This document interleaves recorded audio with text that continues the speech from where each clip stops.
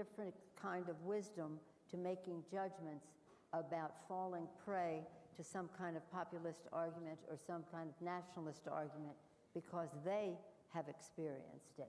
But it also goes back to 5G, because if you're talking about more or less democracy, well, the internet has democratized communication in some ways for better, in some ways not so. But if you're expanding that communication and you're doing so in a way that is slanted to autocracy, then you are standing in the way of more democracy. These things are not unrelated. Yeah. Mr. President, please, the floor is yours. Yeah, please. Mr. Chairman, yeah, please. She's from China. Yeah. Hello, I'm from the National People's Congress of China, and I have a very good memory of your successful visit, the construction dialogue we had about the relationship a few years ago. My question is about Huawei. I think my knowledge of how the world works is that technology is a tool. And China, since its reform started 40 years ago, have introduced all kinds of Western technologies. Microsoft, IBM, Amazon, they are all active in China. And since we started with first G, second G, third G, fourth G, all the technologies came from Western countries, from the developed world. And China has maintained its political system. The system led by the Communist Party has become successful. It's not threatened by the technologies. How come if Huawei's technology with 5G is introduced into Western countries, then it will threaten the political system? Do you really think the democratic system is so fragile that it could be threatened by this single high-tech company of Huawei? Let me just say to you that are applauding back there that Huawei was created by reverse technology of American initiatives. That was one of the main ways that they got started. So yeah, we know the capability that Huawei has. We do not want to emulate the Chinese system.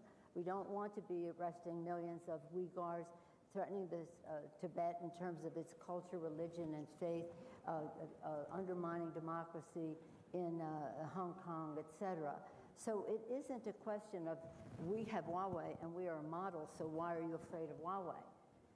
We understand the power of technology, and I say, and I've been tracking China for 30 years on trade and the rest of it in terms of intellectual property and the rest, and I tell you, unequivocally, without any hesitation, be very careful when we go down this path, unless you want to end up with a society like China or an economy like China, which is not in the free enterprise mode. And I say this in friendship to China. When I visited you, it was about climate issues, and China is on the forefront of doing many great things on climate issues and in so many ways that I could enumerate. So we work together in that regard, but that does not dismiss the idea of repression that is ongoing and intensifying in China. And again, if you want a free flow of information, if you want to build a collective conscience of values and respect for human rights and the rest, don't go near Huawei. And instead, let's internationalize, build something together that will be about freedom of information. And I say that as a bipartisan initiative that we had in our I agree with all what Nancy said, but I would like to add two short remarks. The one is with all the respect, my understanding from the art of control from central government about all the society and economy in China is a little bit different to that what I want to have in Europe, number one. Number two, if we want in this world of with globalization needs to bigger units, But if we want to secure freedom, we need diversity, and we have to fight against monopols. And even a duopoly is not what I like. Therefore, the best for us Europeans is not only be linked to decide between the Californian model of Silicon Valley or the state control model of China, and therefore we have to follow the recommendation of our federal president, strengthen European as only a part of for diversity to secure freedom in the future. And if I just may say, in line with what the president said, in keeping with what you just said, it's about imagination. The poet Shelley once said, the greatest force for moral good is imagination.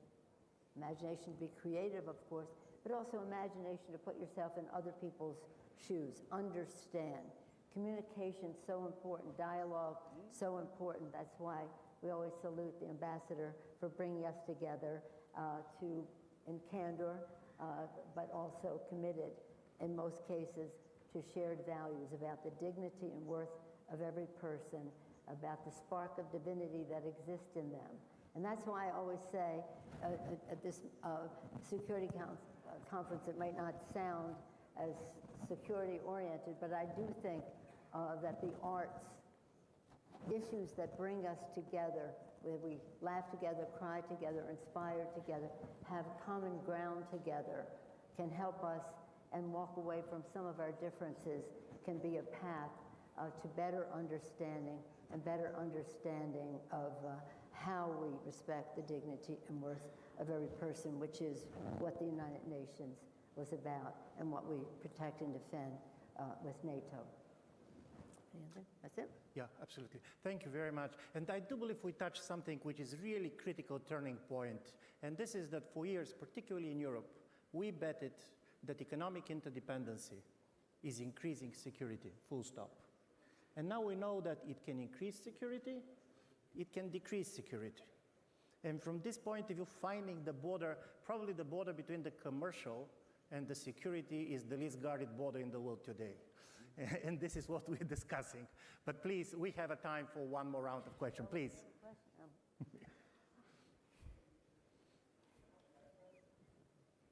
Peter Limburg from Deutsche Welle. Excuse me, I just want to make a short remark to our guest from China. I like the argument concerning Huawei and the approach to technology, but it would be much more credible if the Communist Party of China would allow, for instance, Deutsche Welle's program to be received in China, or the BBC, or it would be open to Twitter or Facebook. This would be much more credible. Excuse me, I had to make this remark. Thank you very much.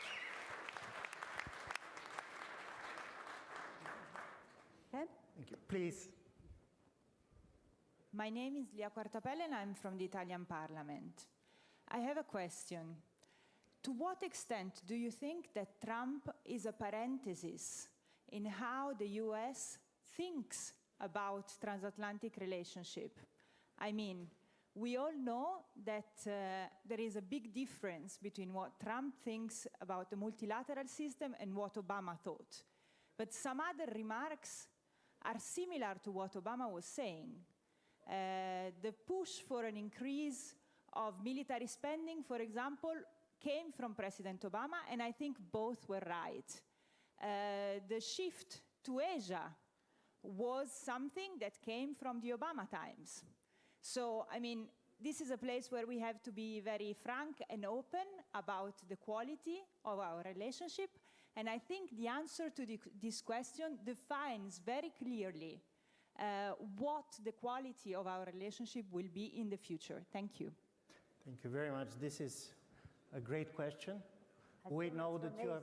It's about Trump, President Trump. Well, I would only just state again that we have one of the largest bipartisan, bicameral House and Senate delegations visiting the Munich Security Conference here. And it is, again, our salute to multilateralism, to our respect for the transatlantic relationship.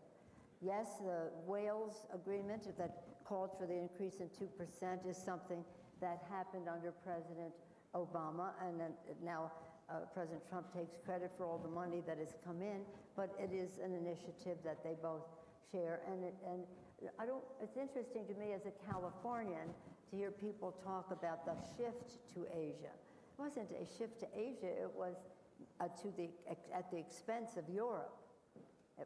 And that I think is really important for everyone to be assured. It was not at the expense of our transatlantic relationship, which is the heart of the matter of our security. Europeans have been involved in Asia for a long time. We have proximity from the West Coast, so now we are as well. But again, in terms of some of these issues, like Huawei, we have bipartisan agreement on that. I always say to the members, don't be against something because President Trump might be for it. If there happens to be what we call collateral benefit, so be it. Then let's all share in the responsibility to do something and the credit when we get it done, including, as I saw Prime Minister Trudeau here earlier, the U.S.-Mexico-Canada trade agreement.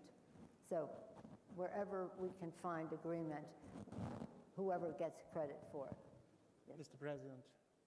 I think I can't better answer than our federal president has done in his speech. Therefore, I will only say, please, he has said we need, of course, a transatlantic partnership, and it's the basis for our security for the time being foreseen. But to strengthen transatlantic partnership, the Europeans have to contribute more, and not only in budget affairs, but also in taking, as your colleague Kagan shortly wrote, in moral costs as well. And having said this, my third remark is, we Europeans have to prove, even in our daily work, that we will not allow that there will be a new division in Europe between East and West. It's very important that we Europeans prove ourselves able, first of all, to stabilize Europe and European neighborship with all the respect as well. We can see do better in partnership with the United States, but that's what we have to do. Thank you very much. And I want to give the floor to Ambassador Ischinger, but if I can summarize, Huawei in Europe welcome when Deutsche Welle is welcome in China. So thank you very much. If I just may say, all of us here who are from the U.S. take an oath to protect and defend. That's the oath of office we take. And security is so central to that, and this discussion so important. So thank you again, Mr. Ambassador, for bringing us together to help us protect and defend all of our people. Thank you very much, Madam Speaker, Herr Bundestagspresident. If you allow, before I say thank you to the two of you, I want to do something which I was unable to do after the introductory speech by President Steinmeier, namely to thank him for this very, very important speech. So thank you again, Herr Bundespräsident.